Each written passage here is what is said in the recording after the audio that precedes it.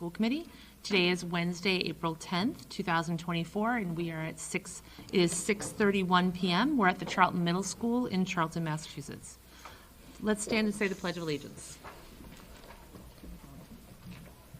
I pledge allegiance to the flag of the United States of America and to the republic for which it stands, one nation, under God, indivisible, with liberty and justice for all.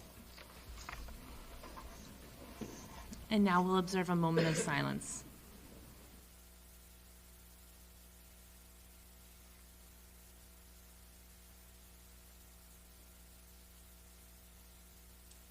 Thank you, everyone.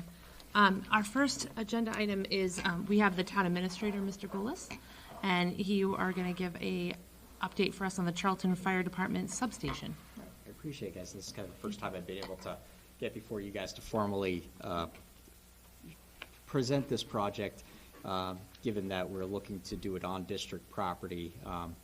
So really an agreement between the town and the district is needed for it to move forward. But really, I think support from the school committee is helpful in getting the word out there and keeping you guys in the loop as to what's going on. So really the project need, can't be any more understated. You know, the town of Charlton's been pursuing a fire station solution for probably more than 20 years now. And we've gone through a number of iterations of design proposals, and at this point we're looking at trying to expand the scope of what the area that the fire department does. And I think a key component to what we wanted to do was provide a public safety asset that sat and protected the school system, and sat as kind of a landmark that provided some protection and some immediate response to the schools. And that's why we kind of looked in this area, because its location right now is about a 7-minute drive from where our current station is located at Station 1, which is our only manned station. By putting a station over here on Oxford Road, and particularly right out on the adjoining property with the school, would reduce our overall response time to seconds, really. And in the event of emergency, we know that it's critical. And it also provides some sort of deterrent for anything kind of happening, or somebody thinking that they can enter campus knowing that there's a public safety asset right here on site. So combined with that, the addition of a second station would also reduce overall response time within the community by over 2 minutes on average. And really, we know that in the event of a fire or a medical emergency, time is critical. So getting people there on time in a very short amount of time is best for all cases. So the station itself is really kind of a no-frills project. We're looking at needs-based. We're just trying to essentially take the apparatus that we have in Station 2 and a Quonset hut that's on leased property across the street from Station 1 and find a new home.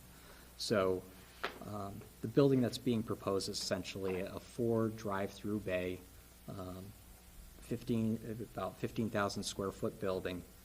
It's got 3 administrative offices, a training room large enough for about 12 people. So we're not talking about big regional trainings. We're just talking about the internal people to the department being able to meet on site. The training room, the gear lockers, a small fitness room, and just a day room and some kitchen space. And the building itself is designed to fit within the character of the community around it. Kind of looks more like kind of a cape than really your traditional fire station. So our hope is to kind of really kind of blend with the community, but not kind of be outlandish for the town. As I said, the location is really ideal. It's within 1.5 miles of 3 schools, Bay Path, the Charlton Elementary School, and both the Heritage and Elementary School, providing that immediate coverage.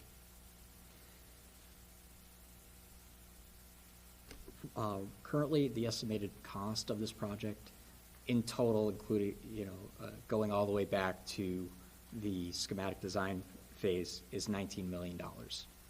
So far, we've allocated $500,000 toward the schematic design and design development phases of this project. So going into the ballot, we're actually going to be asking the town to authorize a debt exclusion vote of $13.1 million of the total project cost. The remaining $5 million will be taken from capital stabilization money that the town's put aside for this intended project over the last few years, and also to pull an additional borrowing that'll be funded within the levy limit of the town, so it'll essentially be absorbed into our operational costs versus increasing that debt limit. The estimated impact of that debt exclusion is approximately $150 per year for the average single-family taxpayer.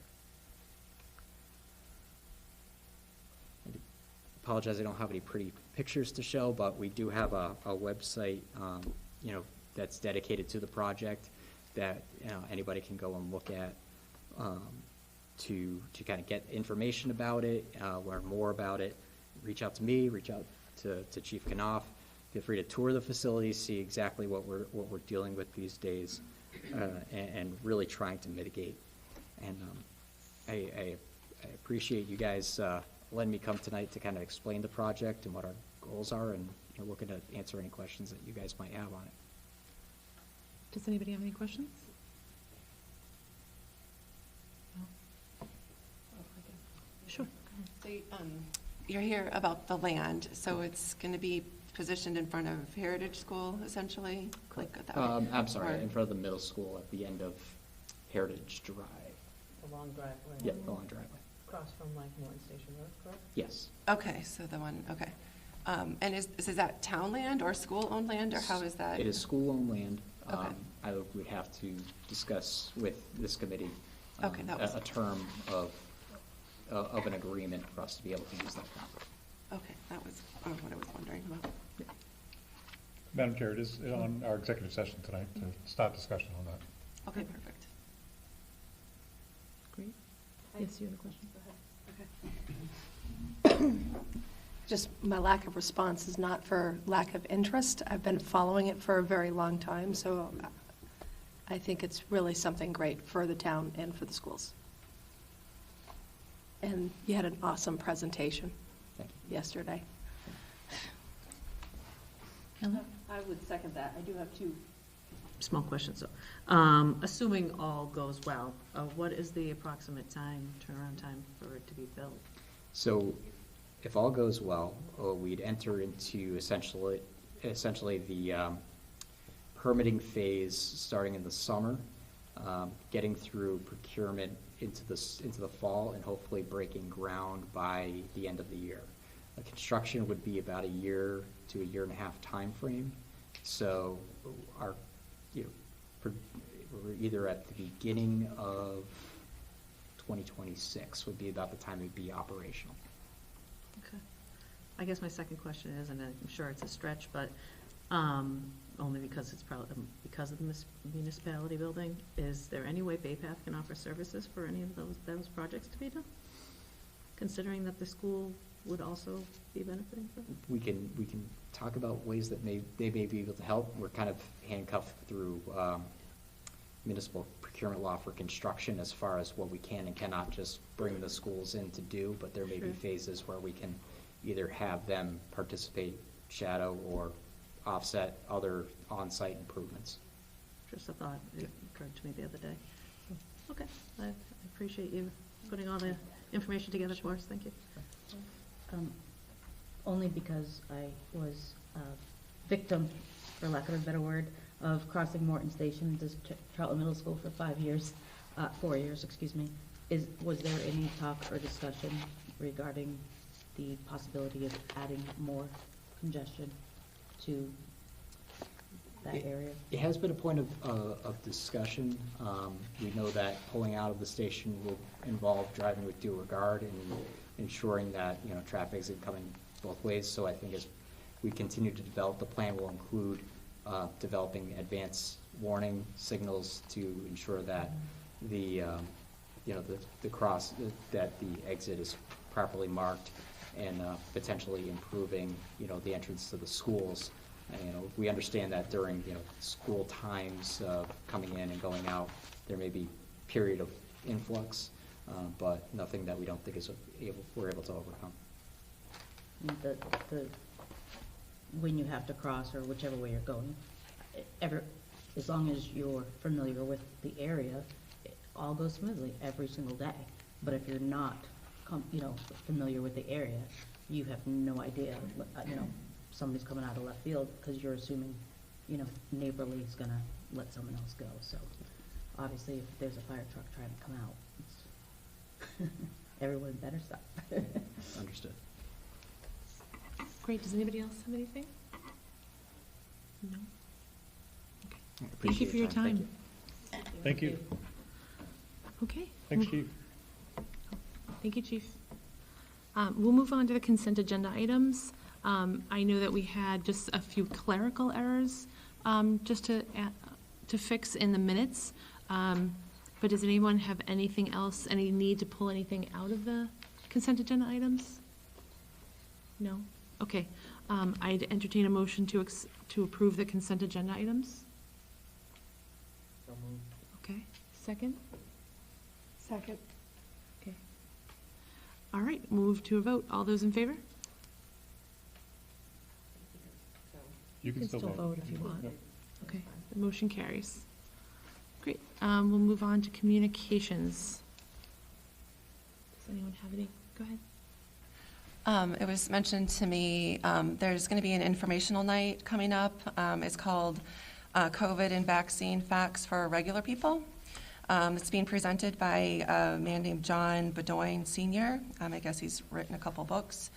It's on April 25th at 6 p.m. at the Beagle Club, and all are welcome. I just wanted to mention also that there are still spots for the John Pear Golf Tournament again this year. That's being held on May 18th at Heritage Golf Club. So if you are interested in playing that, you can contact me or reach out to the organization to sign up for that. Again, that's Saturday, May 18th. Great. Great. And yes, go ahead. Okay.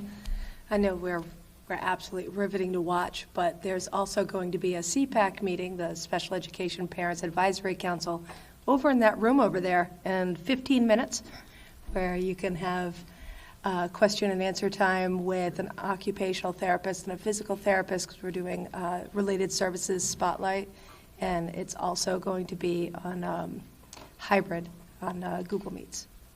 Great. Thank you. Yeah, I know. 15 more minutes, right over there. Great.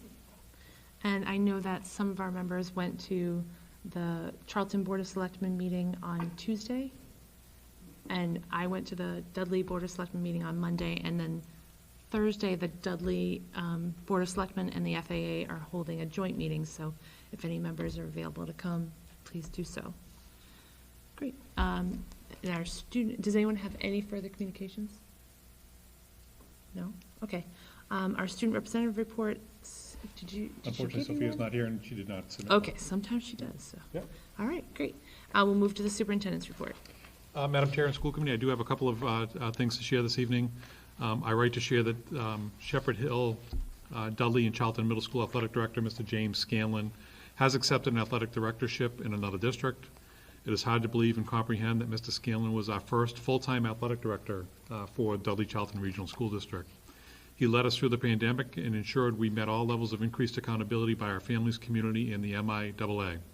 We wish him well with the next position and thank him for his dedication to the Dudley Charlton Regional School District. The position has been posted, and Principal Elwell will oversee the search for the next athletic director. I know we sent out a communication, and I know I think a couple of members have offered to sit on that search process, so it's well underway. The next item I have is the Dudley Charlton Education Foundation Heroes Among Us event did not disappoint.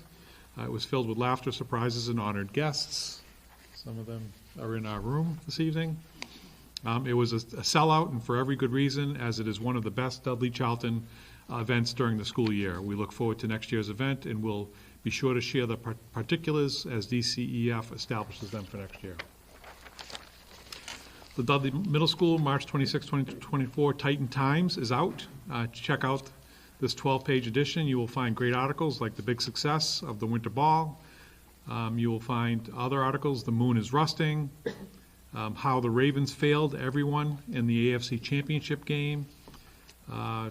You'll also find some opinion pieces, perfume review, which smells the best. Nothing like that for middle school. That's such a middle school thing, too.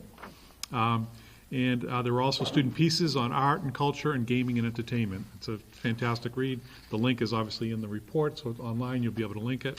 And I want to publicly thank Tracy Ide at Dudley Middle School. She's the faculty advisor for the Titan Times for Dudley Middle School. I am pleased to share that I attended the Massachusetts Science and Engineering Fair this past Friday at Gillette Stadium. It was an incredible event, and I wish to publicly acknowledge Ms. Karen LeBeau from Shepherd Hill Regional High School, as she is on the MSEF, Massachusetts Science and Engineering Fair, Board of Directors. I also came to learn that Ms. LeBeau's role with MSEF is to coordinate the representation of Massachusetts students at the annual International Science and Engineering Fair. That happens to be in Los Angeles this year. It does dot around the country, but she is actually the facilitator and works with all of the students. There's somewhere around 12 or 13 students from MSEF that do go and participate in the national competition, and we really appreciate all of her work and what she brings back to our district. We did not have students at Shepherd Hill compete, but we look forward to future opportunities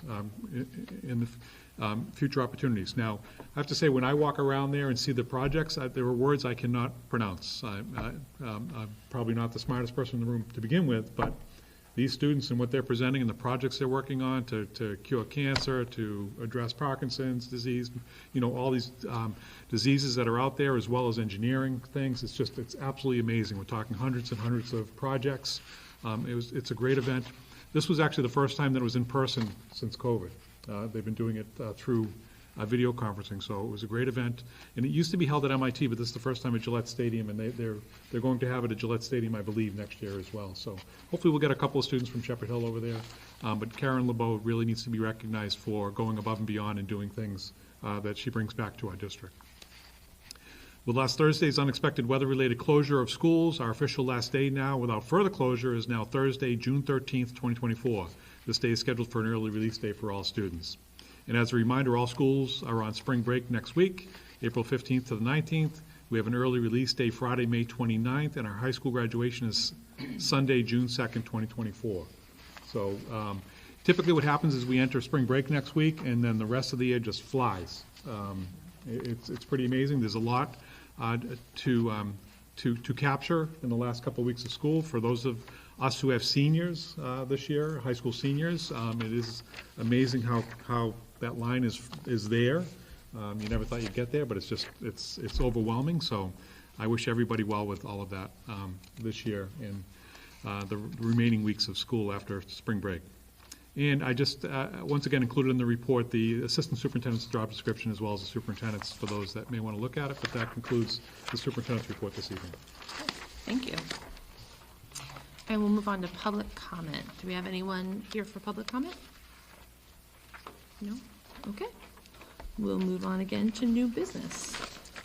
Item A is the action, it's an action item, the appointment of Mr. Joseph DeSantis for the Director of Finance and Operations. Madam Chair and School Committee, I'd like to invite Mr. Joseph DeSantis up to the table.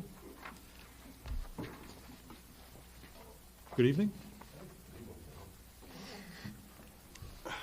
So I have what I would call a letter or press release if somebody asked for it. What I didn't put in here is that this has been a 5-month search. I know the committee knows that. And this is not to in any way to not appreciate Ms. Cammie Lamarca's services to us as a district now and in the future. But it is my distinct pleasure to recommend Mr. Joseph DeSantis for the permanent position of Director of Finance and Operations pending final contract negotiations. Mr. DeSantis, as you know, this requires a school committee vote based off of the recommendation. Mr. DeSantis presented extremely well throughout the process and gained positive momentum at each stage. A search group selected Mr. DeSantis, and the response from district administrators was quite favorable. In addition, I have enjoyed my dialogue with Mr. DeSantis throughout the process and believe he is the right candidate to assume the permanent role for us. Mr. DeSantis, since 2020, has been the finance director for the town of Little Compton, Rhode Island.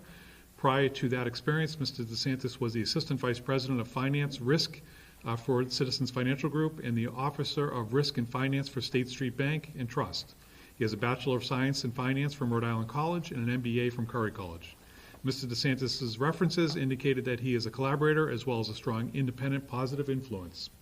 Mr. DeSantis is quick on his feet, quick to learn, and most importantly, he anticipates the required tasks at hand with an eye on prioritization. That to me is incredible. Additionally, Mr. DeSantis is tenacious in his problem solving, and all references stated that we are making the right choice by picking Mr. DeSantis. With that, I fully recommend a favorable vote by the school committee to appoint Mr. Joseph DeSantis as the next Director of Finance and Operations for the Dudley Charlton Regional School District. Thank you. And before we go to that, can you tell me what the effective start date would be? We don't have that yet. You don't have that. Do I need to have it We as? can't do that until he is appointed. Okay, I didn't You know if need to approve. I didn't know if I needed to put that Nope. as part of the thing. No, okay. No, that's part of negotiating the contract and all that kind of stuff. But he Perfect. needs to be appointed before we can settle on a date. Okay, okay. As soon as possible is from my perspective, but, tomorrow would be Yeah. great. Exactly. I'll just sleep here. Oh, there is okay, so I would entertain a motion to appoint Mr. Joseph DeSantis as the next Director of Finance and Operations for the Dudley Charlton Regional School District. So moved. Second. Okay, Kelly second. Okay. All right, I'd open it up for any questions that anyone has. I just have to say, We're looking forward to having someone fill that position, and I wish you the best in that role. We look forward to working with you. Thanks. Well, I did see the history of the search, so definitely happy and thankful to be selected and looking forward to working with everybody. Great. And just a reminder, we are going to have Cammie's going to be able to mentor him. Well, Cammie's our treasurer. That's Correct. actually one of her titles and roles. Yes. But yes, Okay. but yes, we have worked with Cammie to continue with us in that capacity. Okay. Without question. Perfect. Does anyone have any other questions? No? Okay. Then we'll move to a vote. All those in favor? Aye. Well, congratulations. Thank you, everyone. Congratulations. Yes. I appreciate it. Look forward to Yes. working with everyone. Thank you. Okay, we'll move on to the disposal of surplus materials. Ms. Lanica? So in your packet, I put a memo regarding our disposal of surplus materials. The district owns 4 postage machines that are obsolete as of July 1st, 2024, and they will no longer process the new mail indicator stamps. The machines are over 10 years old and require new software in order to replicate the new required stamping information. The machines now are currently in the Shepherd Hill High School, Dudley Middle School, Charlton Middle School, and the district office. The new postage machines will replace the obsolete machines.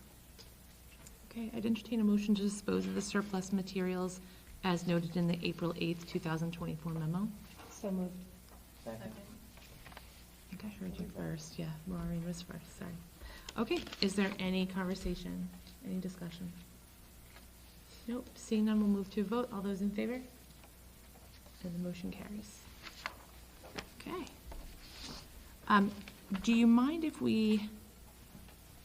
would the committee members mind if we move the fiscal year conversation to, I think Caitlin's due to be here within the next 10 minutes? Is that okay? Okay, so we'll go on to, we'll skip C for just a moment. We'll move to D, update of high-quality instructional materials for ELA middle schools. Ms. True?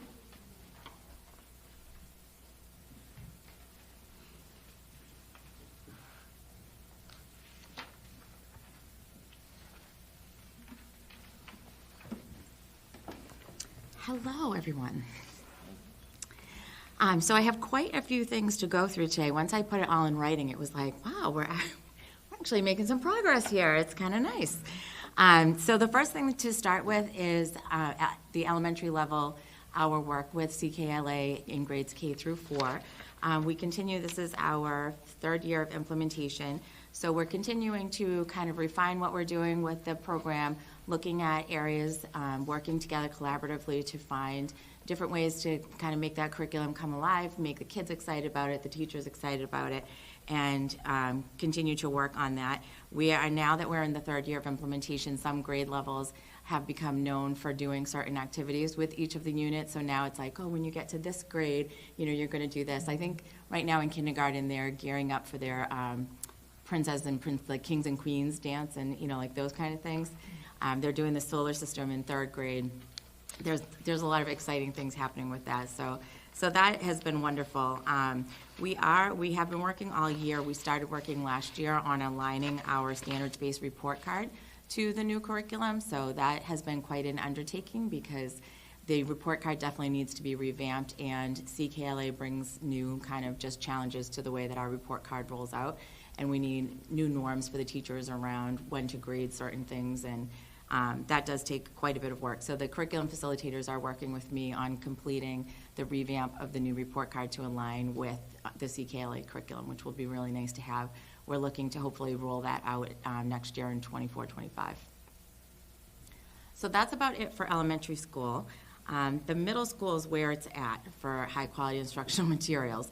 There is a lot happening there, and I cannot stress my thanks to the teachers enough about all of the things that they are going through with professional development, with the implementation of high-quality instructional materials, with hearing from me, with dealing with me. So I have to say a huge thank you to them for that.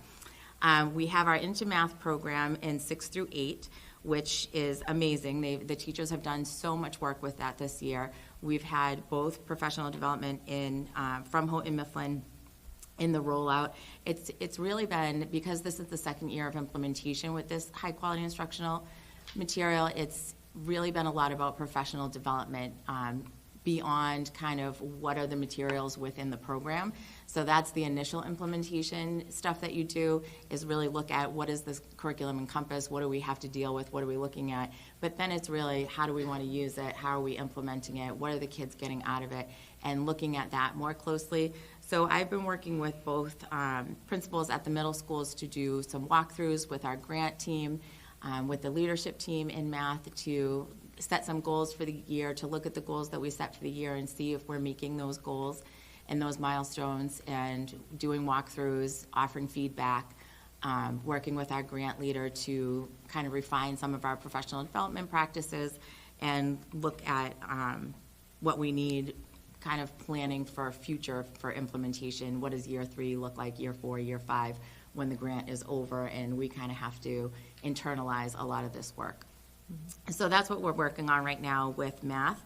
The teachers right now are going into some intensive on-site coaching for the curriculum materials, and to just really kind of heighten our pedagogy in a sense, and work with some of the different standards, that the mathematical practices that are in the curriculum, which is, it's been really nice, but it's also been a little crazy because we're in MCAS season. There's a lot going on right now, so it's been a rodeo with all the different things that we're doing, but the teachers have been really great sports about it, and we were able to include grade 5 in that whole endeavor, which is really nice, and I'm really happy that we were able to do that. So I feel like that has gone really well, and the teachers have put a ton of work into that. Unfortunate for them, a lot of those teachers are also the science teachers who are doing Open SciEd, which is another time-intensive PD and high-quality instructional material rollout. But that has been wonderful too, and our grant manager for that grant that kind of keeps in touch with me, keeps in touch with the building principals. We have been talking a lot about some of the things that we see when we do our walkthroughs for that grant, and looking at what the kids are doing in the classrooms during the science. That science program is heavily student-centered, and when you go into classrooms and you hear students having these great collaborative conversations around some of the science things that they're learning, and you hear them really offering up their opinions and their sometimes far-fetched hypotheses on what might be happening or why it might be happening, some of them are really hysterical. But it's all about the learning and them sharing what they're thinking, and then other kids saying like, no, I don't, they kind of debate with each other like, no, I don't think that's possible because X, Y, Z. And, they could be really off, and the teacher facilitates and kind of guides it back to where it needs to be. But it is a very different way of teaching science, and I think walking around and being able to see what the kids are doing with it has been really very interesting and eye-opening. So this year, the teachers are required to roll out 2 units of Open SciEd. Next year, they will have professional development in the next 2 units, so they'll do a total of 4 units. And then in the 3rd year, they'll get the professional development for the last 2 units, so then they'll have a total of 6 units by the end of the 3 years, and then they'll be able to rotate through their 6 units every year. So it is definitely a smaller rollout on a little smaller scale than a full curriculum implementation, and thank goodness, because most of them, like I said, are also doing math, and I think that would have been way too intensive for us to do, because still, this is a lot. It's a lot of training to actually roll this out and to do it. But it does have some pretty great follow-through with our grant manager. So we just did walkthroughs last week or the week before at Charlton Middle, and we're looking to schedule them at Dudley Middle so that we can give some feedback, look at what's going on, talk about where that grant is headed for next year and what that's going to look like as well. What do I have for after that? So, I have also been doing some work around high-quality instructional materials and English language arts at the middle school level. And that is not due to a grant. That is just due to a need that has been pretty much identified by data and time, that we need to have some high-quality instructional materials in that area as well. So I put together a committee to start looking at some different options, and we came up with 4 different options that we wanted to look at. We were going to try and narrow those down to 2, but when we had the publisher presentations, the teachers really only liked one of them. There was one that really stood out above the rest, and they had pros and cons for all 4, but there was one that just really stood out among the others, and they said, if we only want to pilot that one, can we just pilot that one? I said, yeah. If that's the one you want to look at, absolutely. So they want to, between now, after vacation and the end of the year, they want to get in and use some of the materials from this program, see what it's all about, look at it more closely, talk about it with colleagues, and then we're going to come together at the end of May and make a final decision if we're going to move ahead with that or not. And I think teachers are pretty excited about what they're going to be doing with it. The teachers who were part of the committee and who saw the program and recommended that we go with that program for piloting, out of all the different programs, they felt really familiar with a lot of the content and the stories that were in this program, which I think made them feel a little bit more at ease with, I'm going to still be doing some of the things that I've already been doing, and that's kind of a comfort to them. So that was nice to hear. I have, from both Dudley Middle and Charlton Middle, we have a lot of teachers, probably almost 2 at each grade level, that want to pilot and explore the materials between now and the end of the year, which I think is great, because that's a lot of voices in being able to share their thoughts about it and how things are going to go. So I'm pretty happy with the way that turned out. I think that the program, I don't want to spill the beans yet and let you know what it is, but I think the program that they chose to look at more closely is a really comprehensive and a well-developed program. It has a great track record. Of course, it's all green on Ed Reports and Curate. It has, all the bells and whistles that we want it to have. But most importantly, it's going to provide us with a consistent, rigorous, cohesive curriculum that we can use across the district that will tie everybody together. So I feel like that piece of it is going really well right now, and we'll see what happens at the end of May if we're going to be placing an order for that and moving ahead with that, and looking at another implementation next year. The good news is that none of the ELA teachers teach math or science. So we won't be triple dipping anybody, which is fantastic. The last one that I wanted to, actually I have 2 more to talk about.